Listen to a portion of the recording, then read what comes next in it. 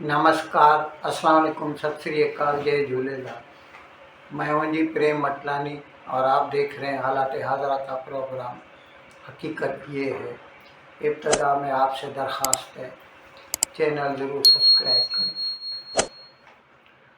दोस्तों, हम आजकल सिर्फ अमेरिका के टैरिफ की ही बात कर रहे हैं। अब सरकार भले कुछ भी करे, जो व्यापारी होता है वो तो अपना इंटरेस्ट देखता है।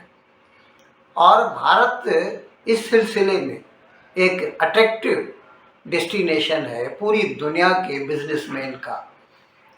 दुनिया की सबसे बड़ी सर्च कंपनी है गूगल, आपको उसका इल्म है। उसने ऐलान किया है वो भारत में $6 बिलियन की लागत से जो है एक डेटा सेंटर बना रहा है। $6 बिलियन। आप इसका अंदाज़ा इस तरह लगा सकते हैं कि पाकिस्तान एक बिलियन डॉलर के लिए IMF के आगे नाक रगड़ता है, तब भी उसको नहीं मिलता। बड़ी तकलीफ़ों के बाद, बड़ी शराइत के बाद, मानने के बाद उसको $1 बिलियन की उधारी मिलती है।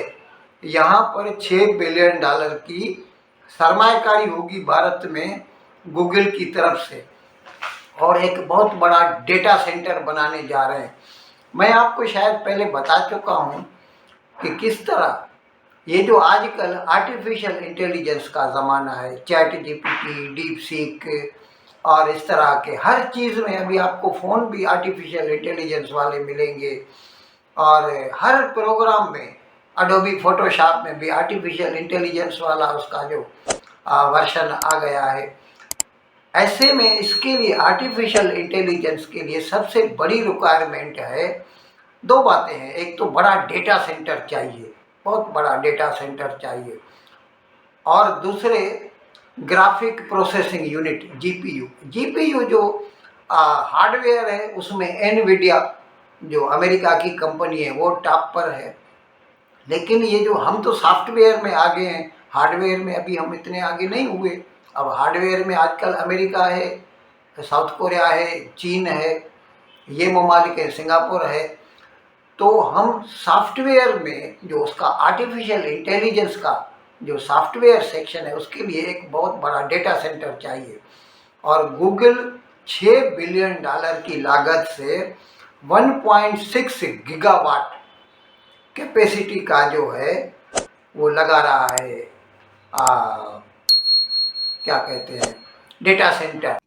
जी हाँ, मोदी जी और उन्होंने जी मुलाकात की है किससे भला? गूगल के सीईओ से। जी हाँ, गूगल के जो सीईओ हैं सुंदर पिचल, पता नहीं ऐसे करके कुछ नाम है। अब सुंदर तो मुझे समझ आ गया है, लेकिन आगे दूसरा उनका सरनेम जो है उसको कैसे प्रोनाउंस करते हैं वो मुझे समझ नहीं आ रही, लेकिन खैर सुंदर ही हम इन्हें बोल लेते हैं। तो जी हाँ, सुंदर साहब जो है उनके लिए कहा ये गया है कि मोदी जी ने उनसे कहा है कि वो आर्टिफिशियल इंटेलिजेंस के ऊपर काम करना चाहते हैं, और उनका ख्याल ये है कि आर्टिफिशियल इंटेलिजेंस का जो बेनिफिट है वो इंडियन स्टूडेंट्स को और इंडिया के जो पब्लिक है या इंडिया के जो लोग हैं उनको होना चाहिए। यानी कि अमेरिका जाकर इंडियन प्राइम मिनिस्टर जो है वो आर्टिफिशियल इंटेलिजेंस की बात भी कर रहे हैं, वो बिजनेस भी देख रहे हैं कि किस तरह से भारत में मजीद कोई कंट्री आके जो है इन्वेस्ट कर सके, मजीद कोई कंट्री आके अपने प्रोजेक्ट्स शुरू कर सके। वो तो हम जानते ही हैं कि बड़ी बड़ी मल्टीनेशनल कंपनीज जो है वो भारत का रुख करती रहती हैं और कर चुकी हैं और आगे भी शायद करती रहेंगी। और उसका रीजन यही है कि वहां पर उनको लगता है कि उनका पैसा भी महफूज है, उनकी जानें भी महफूज हैं, जो कि पाकिस्तान में ऐसा होता हुआ हमें दिखाई नहीं देता। पाकिस्तान में लोग परेशान हैं, जो पाकिस्तान में मौजूद हैं, जिनके पास पैसा है वही पाकिस्तान में नहीं लगा रहे, तो कोई दूसरा क्या आएगा? आर्टिफिशियल इंटेलिजेंस के बारे में तो खैर पाकिस्तान में भी बात की जा रही है, ऐसा नहीं कि हम बिल्कुल बात नहीं कर रहे हैं, लेकिन वो प्रोजेक्ट्स कंप्लीट कैसे होंगे? अगर आप अपने स्टूडेंट्स को जो है वो बजाय साइंस पढ़ाने के, बजाय मैथ्स पढ़ाने के, बजाय दुनिया में आगे लेकर जाने के बजाय अगर आप जाकिर नाइक जैसे लोगों के हवाले कर देंगे, जो उनके दिमागों में सिर्फ जिहाद भरेगा, जो उनके दिमागों में सिर्फ जहर भरेगा कि कोई भी दूसरा रिलीजन जो है वो ठीक नहीं है, तो जाहिर है कि फिर हमारी जो नई जनरेशन है वो क्या सोच के क्या पढ़कर आगे जाएगी, ये तो सभी समझ सकते हैं। जाकिर नाइक की कई जो स्पीचेस हैं या कई जो लेक्चर्स हैं वो भी आपको सोशल मीडिया पर और आपको यूट्यूब पर और कई जगह पे आपको मिल जाएंगे, और कई क्लिप्स जो हैं वो मैंने देखे भी जिसमें वो ये बता रहे थे कि हर मुसलमान को टेररिस्ट होना चाहिए। जी हाँ, ये अल्फाज हैं इनके, और उनका ख्याल ये है कि हर मुसलमान अंदर से टेररिस्ट होता है, यानी कि वो इसमें कोई बुरी बात नहीं समझ रहे। उनके ख्याल से ये कोई गलत चीज नहीं है कि अगर आप टेररिस्ट वाला माइंड रखते हैं या आपको ये लगता है कि जी हम यहाँ जाके फट जाते हैं और वहां जाके मार देते हैं तो उसमें कुछ खास बात नहीं लग रही। यही चीजें जो है गलत हैं, और यही चीजों की वजह से शायद भारत से भी इनको भागना पड़ा। अब ये मलेशिया पहुंचे हैं, और ये हमारी पार्टनरशिप का मतलब है। और उन्होंने कई सारी चीज़ें बोली। उन्होंने बोला कि पिछले 2-2.5 साल में अमरीकी कंपनी है, उन्होंने तकरीबन 16 अरब से ज़्यादा भारत में इन्वेस्ट करा है। और उन्होंने ये बोला है कि जब भी भारत मजबूत हुआ है, साथ में दुनिया मजबूत हुई है।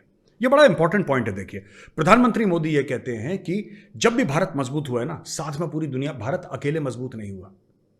और मुझे लगता है यह कटाक्ष था चीन की ओर भी, क्योंकि चीन जब मजबूत होता है तो बाकी सारे कंट्रीज जो उसके इर्द गिर्द हैं, जो छोटे देश हैं, जो चीन के खिलाफ खड़े नहीं हो सकते, वो कमजोर होते हैं। चीन एक जोंक की तरह है, चीन एक लीच की तरह है जो खून पी लेता है और दूसरे को कमजोर कर लेता है, खुद तगड़ा बन जाता है। लेकिन भारत ऐसा नहीं। ये सब चीन का नाम लिया नहीं प्रधानमंत्री जी ने, लेकिन मैं अपनी तरफ से बता रहा हूं आपको, this is from my side.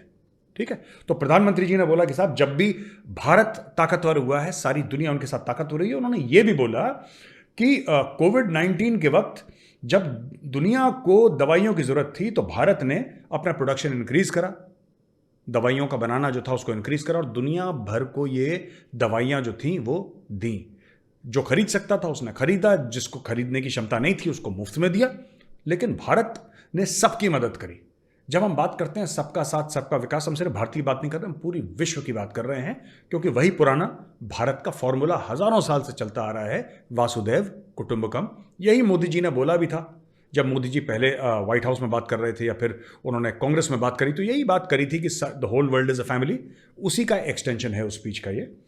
और उन्होंने ये बोला कि basis of India success and is developments biggest driving force is the aspiration of the people. लोग एस्पिरेशनल हैं, लोगों की जो महत्वाकांक्षाएं हैं, लोग जो चाहते हैं दोस्तों, उसकी वजह से भारत आगे चलता है। और मैं तो एक और चीज आगे कहूंगा जो मोदी जी ने नहीं करी, लेकिन ये कई बार मैं कह चुका हूं, मेरे दिल के बहुत करीब है, कि आपका मेरा, हम जितने भी लोग हैं ना, मिडिल क्लास लोगों की, जिनकी बड़ी मिडिल क्लास से अपब्रिंगिंग हुई है, और हमने तंगी भी देखी है, और जो मेरी उम्र के लोग हैं, जो 80 के दशक में जो बड़े हुए थे, जो 80 के दशक में स्कूल या फिर कॉलेज में थे, हम लोगों ने बहुत किल्लत देखी, हमने बहुत तंगी देखी है, हमने बहुत प्रॉब्लम्स देखी हैं। लेकिन उसके बाद भी जो मिडिल क्लास की वैल्यूज़ थी ना, वो सरवाइव कर गई, वो टूटी नहीं, वो झुकी नहीं।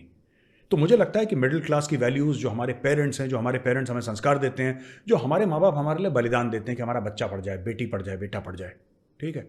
और मैं अक्सर कह चुका हूँ, ये सुंदर पिचाई वगैरह ये हैं कौन? ये अगर आप देखेंगे ना, सुंदर पिचाई कौन है? सुंदर पिचाई, ये सत्य नडेला कौन है? इंदिरा नूही कौन है?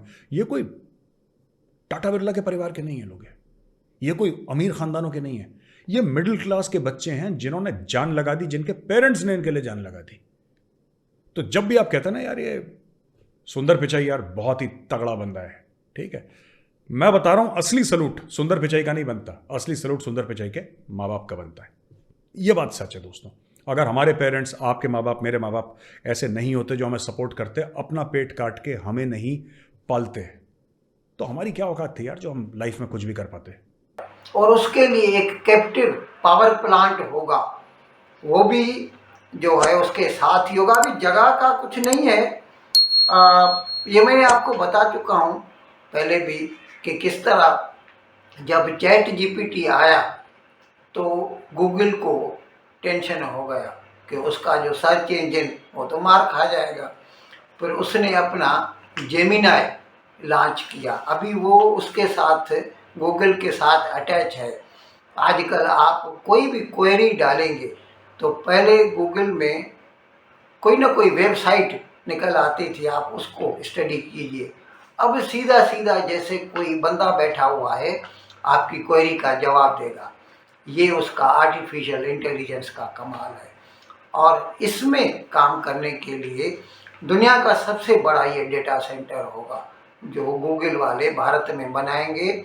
अच्छा, ये तो आपको इल्म है ही कि गूगल का जो चीफ एग्जीक्यूटिव ऑफिसर है, इसकी जो पेरेंट कंपनी वो अल्फ़ाबेट कहते हैं उसे। अल्फ़ाबेट का जो चीफ एग्जीक्यूटिव ऑफिसर है एक इंडियन डिज़ार्ड है, भारतीय है, सुंदर पिचाई। और खैर ऐसा नहीं है कि वो इसके लिए भारत में कर रहा है, ये भारत की अपनी जो है एजुकेशन की तरक्की है, जहाँ पर IITs हैं, IIM है, IISc है, उनको रेडीमेड इंजीनियर्स मिल जाते हैं, स्किल्ड वर्कर्स मिलते हैं, इसीलिए वो भारत में अपना डेटा सेंटर बनाने जा रहे हैं। इन अल्फाज के साथ आज का प्रोग्राम ख़त्म करने की आपसे इजाज़त चाहता हूँ, लेकिन विदाई लेने से पहले एक मरतबा फिर आपसे मेरी दरख्वास्त है कि जिस किसी साहब या साहिबा ने अब तक हमारे इस चैनल को सब्सक्राइब नहीं किया, अज़राए करम इसको जल्द से जल्द सब्सक्राइब करें, प्रोग्राम को लाइक करें, शेयर करें और घंटी का बटन दबाना न भूलें। बहुत बहुत शुक्रिया। खुदा हाफ़िज़।